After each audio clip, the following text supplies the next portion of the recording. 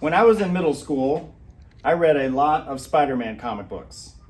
And Marvel Comics was putting out 4 different Spider-Man titles per month.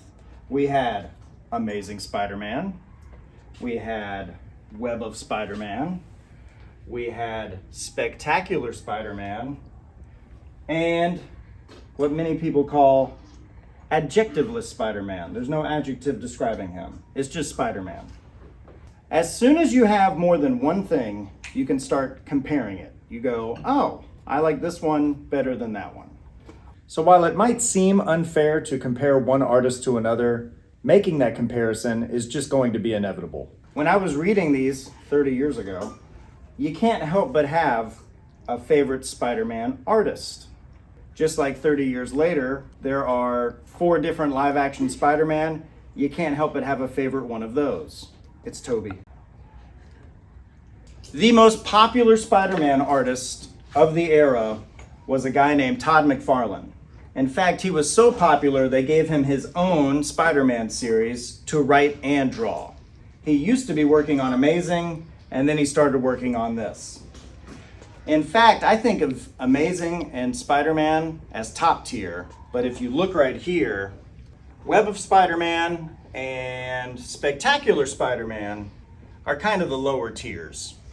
They're still good, but if I had to pick my favorites, I would be picking Amazing and just Spider-Man. Todd was so popular that when they gave him his own Spider-Man issue 1, it was the first comic to sell 3 million copies. Todd was on top of the world.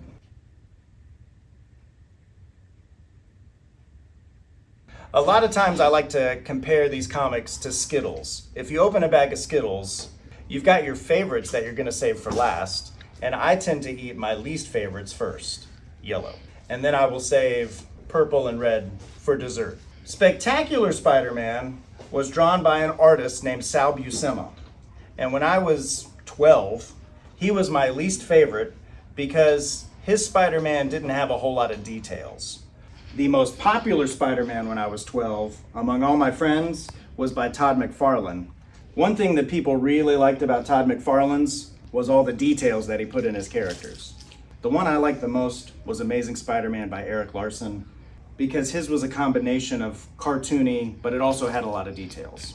In fact, here's a comparison of Spider-Man's by Todd and Sal, and Spider-Man's supporting characters, such as Aunt May, Mary Jane, J. Jonah Jameson, Dr. Octopus, Sandman, Green Goblin, Hobgoblin, the Chameleon, Rhino, the Scorpion, Venom, the Lizard, Sabretooth, Ghost Rider. But I'm not here to talk to you guys about my favorite Spider-Man artist. I'm here to talk to you guys about deadlines. Illustrating comic books is fun, but it's also a grind. When I'm discussing monthly comic books, that means there is a deadline that you have to get your pages done at the end of the month. And meeting those deadlines is hard. What I didn't realize as a kid was that Sal Buscema illustrated a bunch of books per month. At one point in his career, he was illustrating up to 4 books a month. Everybody wants to be a Todd in the art room, but sometimes you gotta be a Sal and just get the work done.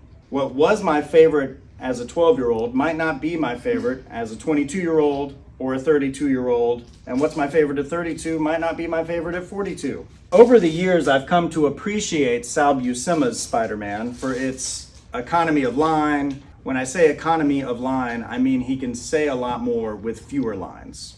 I used to think was a lot of details, and Todd McFarlane's artwork was really just a lot of dash lines and cross-hatching and scribble lines that looked like detail, but they really didn't describe anything.